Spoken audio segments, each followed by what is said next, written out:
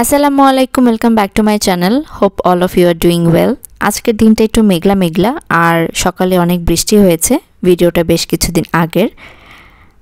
এখানে আয়নের সকালে নাস্তা করা শেষ, অনেকটা বেলা হয়ে যাওয়ার পরে সে এভাবে চকলেট খাচ্ছে আর আমার সাথে দুষ্টুমি করছিল।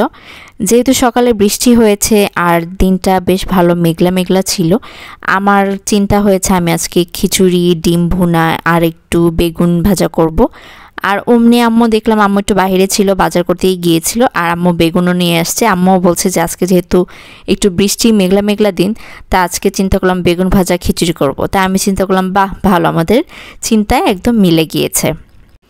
সব সময় তো নর্মাল বেগুন ভাজা খাওয়াই হয়, আজকে চিন্তা করলাম একটু কুড়মুড়ে বেগুন ভাজা খাই, তাহলে যেহেতু একটু ডিফারেন্ট টেস্ট হবে, খেতে ভালো লাগবে, সবারই ডিফারেন্ট একটা টেস্ট বাডস পাওয়া যাবে।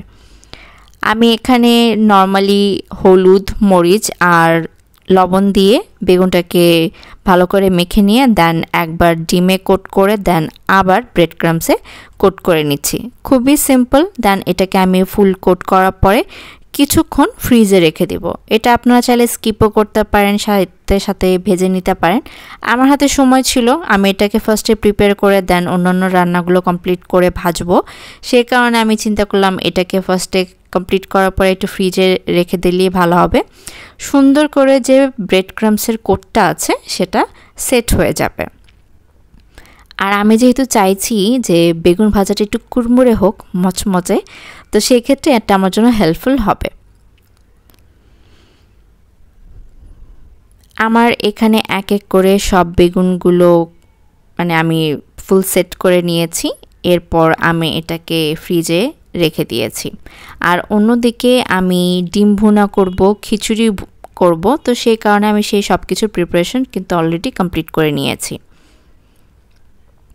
ডিম ভুনা করার আগে আমি একটু চিন্তা করলাম হালকা একটু ভেজে নিই, তাহলে খেতে ভালো লাগবে।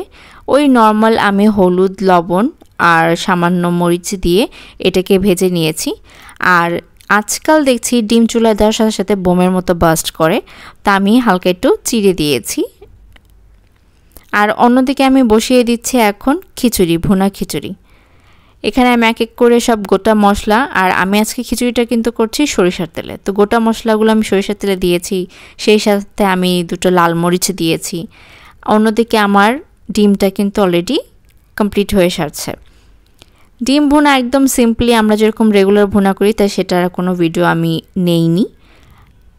আর সেই সাথে আমি এখন খিচুড়িতে রসুন, বেশি করে রসুন দিয়েছি, আর কাঁচামরিচ, পেঁয়াজ কুচিটা একসাথে দিয়ে এটাকে কিছুক্ষণ 2-3 মিনিটের মতো আমি একটু ভুনা করে নেব।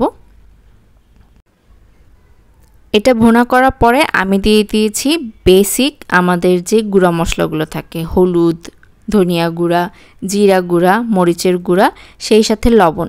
সব কিছু আমি কিছুক্ষণ কষিয়ে নিয়ে যখন তেলটা উপরে উঠে এসেছে, তখন আগে থেকে ধুয়ে রাখা চাল ডালের যে মিক্সটা সেটা আমি এক এক করে দিয়ে এটাকে আমি আর কিছুক্ষণ একদম ভেজে নেব। যখন চালটা একটা পুটপুট করে আওয়াজ হবে, আর আপনি চালটা একটু দেখলেই বুঝতে পারবেন যে সুন্দর করে একটা ভাজা ভাজা টেক্সচার চলে আসছে, তখন যে পানিটা অ্যাড করবেন, সে ক্ষেত্রে না খিচুড়িটা বেশ ভালো ঝরঝরা হয় আর খেতেও ভালো লাগে, ভুনা খিচুড়ি হয়। এদিকে আমার ডিম ভুনা করাটা কমপ্লিট, একদম দেখতে টকটকে লাল হয়েছে। খিচুড়িটা আমি দমে বসিয়ে দিয়েছি, তো সেই ফাঁকে আমি চিন্তা করলাম এখন বেগুনটা ভেজে নেওয়া যাবে। আমি স্টেপ বাই স্টেপ আগাচ্ছিলাম। তো এই স্টেপ বাই স্টেপ রান্না করার জন্য প্রথম দিকে সব কিছু একসাথে কমপ্লিট করে রান্না করাটা খুব বেশি ভালো হয়, রান্না করাটা ভালো হয় স্টার্ট করলে আর কি। এরপর আমার রান্নাবান্না করা শেষ, আয়ানকে খাওয়াই দিয়ে ওকে ঘুম পাড়িয়ে দিয়েছি। দুপুরের ঘুম বাচ্চাদের জন্য মাস্ট মাস্ট মাস্ট, কারণ এই সময়টা সে যে ঘুমালে একটু রেস্টও পায়, তারপর দেখা যায় কি একটু শান্তি, একটু ধীরতা চলে আসে তাদের মধ্যে। এরপর খেতে বসেছি। ট্রাস্ট মি, অনেক অনেক অনেক মজা হয়েছে। আমি এখন আরাম করে খাবো। আজকে এ পর্যন্তই। আল্লাহ হাফেজ।